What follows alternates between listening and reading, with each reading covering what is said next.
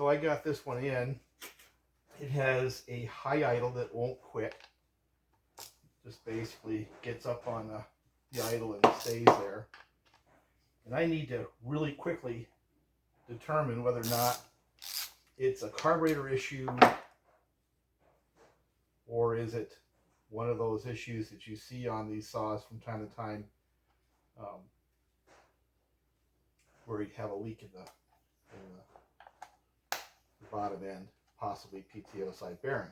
Now this is a logger saw, and of course I got the report on it. I'm not going to show it because I'll just give you an overview of what the common service tool report on this thing said. It has over 300 hours, so it's a fairly high hour saw.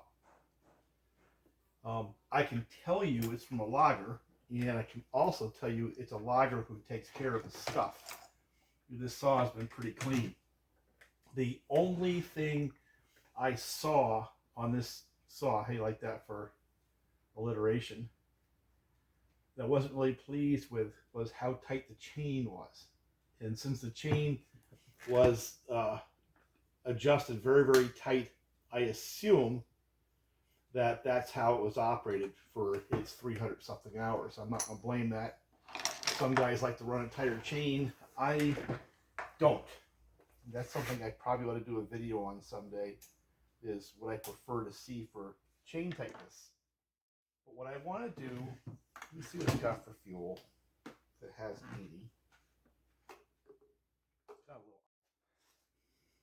80. Let me just go with what it's got for now. It's pretty low. See if I can pull that fuel line out. See what it looks like.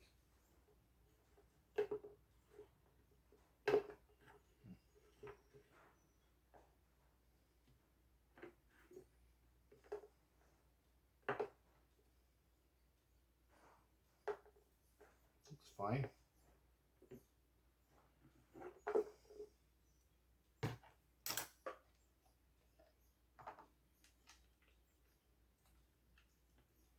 With the amount of high idle it has, even though at low fuel, that shouldn't do that.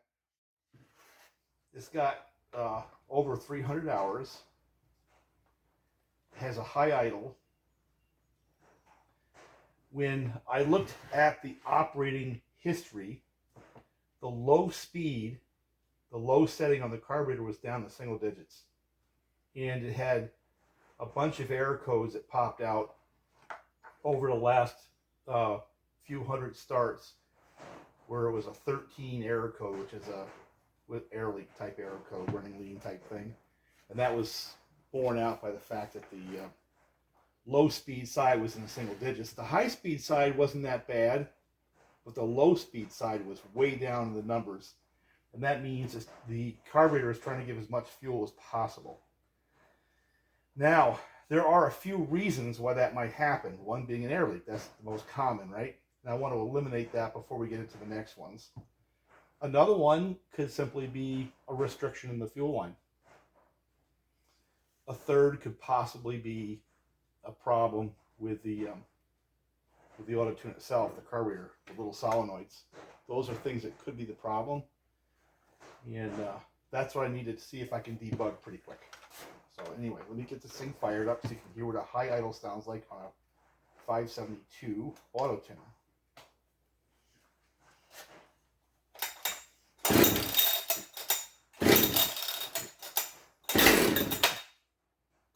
That's always a good sign. It's got good compression. That's one thing I can tell you.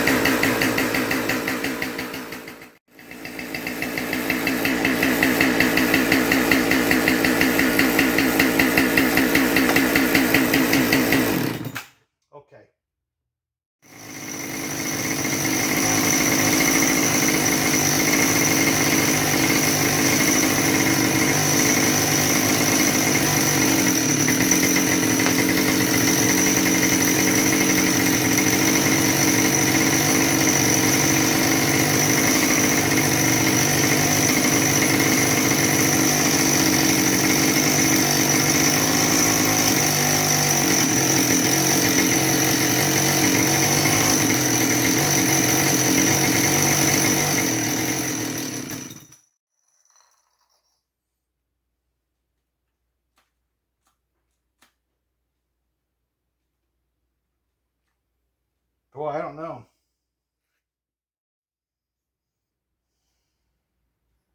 See if I've got a pressure vac test arrangement for one of these. You know, block off the exhaust and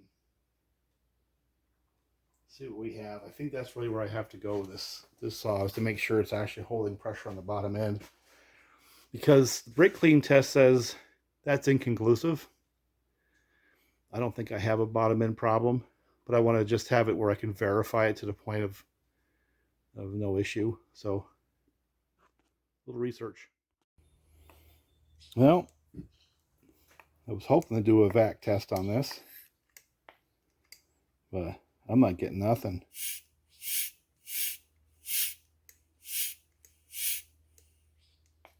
I just tested my system and it works fine, but I can't build any pressure or get any vac out of this saw. So I'm beginning to believe that we have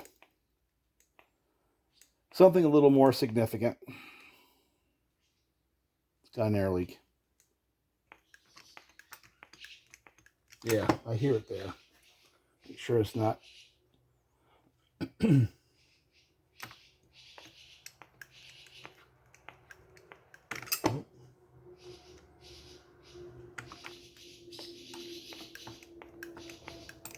Nope.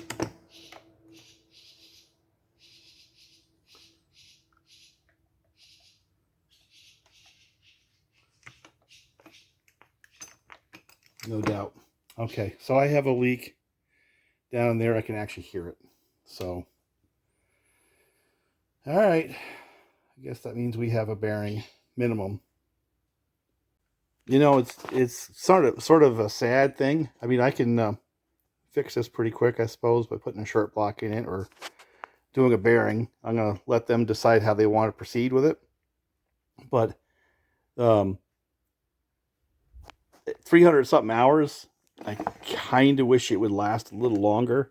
And this is a well-maintained saw, so would have liked to have seen a little more life out of it. So that's the bad news. The good news is this is a guy who obviously takes care of his stuff, like I said before, and he caught it before it went catastrophic. So he was seeing the lean condition at the high idle, and he brought it right in. And because of that, things like the crank and the piston, the top end, all that are going to be just fine. So here's the question, and this is a legitimate question.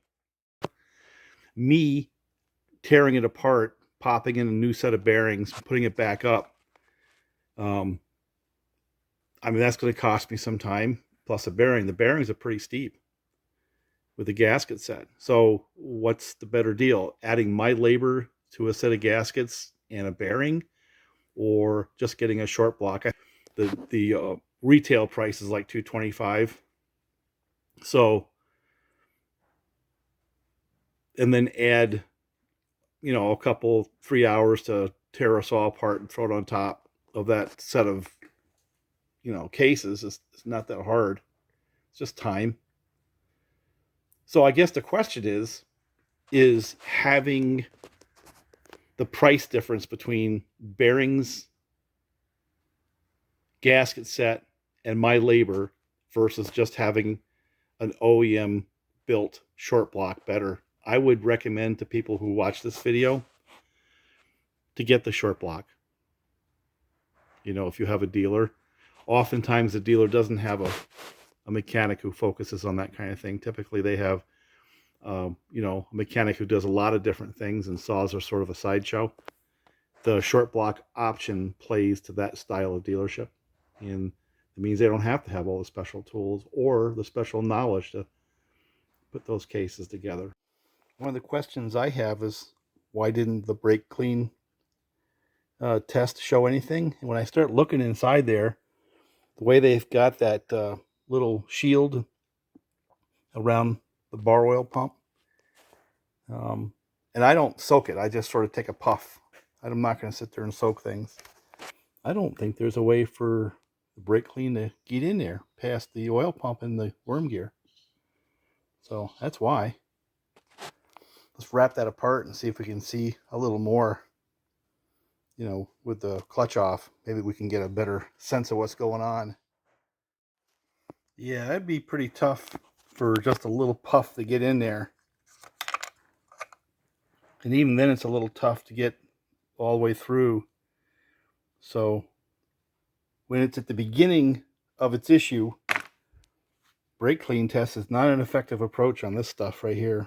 That's my takeaway. But it's funny how with the X-Torques, I never had any problem like that. And I think part of it is because usually by the time I got to it with the X-Torque, it was catastrophic. But I think this is the beginning of its failure. Let's see if we can pull the oil pump and see. So a couple little things I'm finding interesting. And I guess I've gone through this before, but this is that cover for the chain brake assembly. On the 572, it's got those dinky little screws, but it's only got 3 of them. So that's a chintz out right there. Cost savings, 1 screw per saw over a bunch of saws. It starts to add up, but that's definitely cost savings type mentality. And on this particular saw, it actually looks really clean in there. This guy, whoever this was, I think did a nice job of keeping his equipment clean. So let me get this out of here too. It's got a very similar setup to what you saw in my 575. So you can see the lineage from 575, 576 to 572. There's a lot of the design characteristics which are the same. And I want you to note here, they got the plastic square spring to the cam plastic to the case. Now I put mine in backwards. I was actually going to do a video on that where I put it in backwards to see if anybody would notice. Nobody did, and I forgot about it. I think what I'll do is take my 575 apart and make a video about how to put the chain brake together on these things to get it right. I thought it was funny.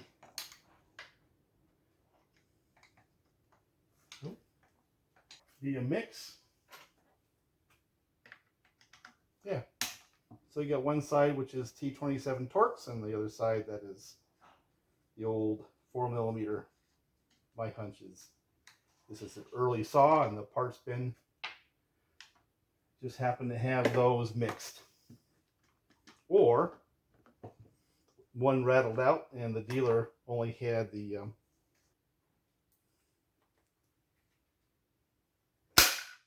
you go.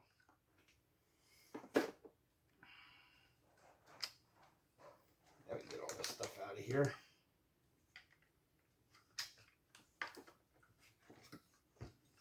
Here's that little top hat, same as 576. Got the same top hat on the inside here. All right, let's see if we can get that oil pump out now.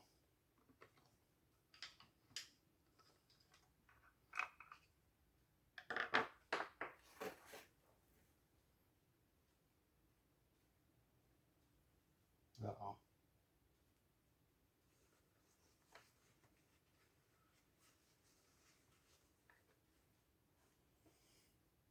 All right.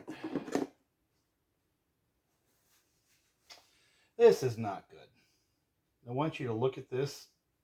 I have never seen this before. That bearing is fine. But, let me see if I can bring it up and bring the camera in. That bearing spins inside the bearing pocket quite easily.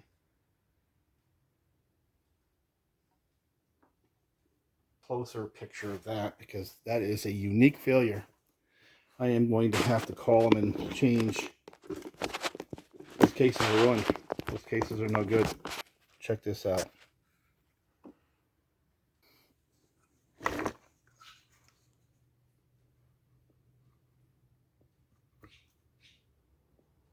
That thing move around. And there's your air leak.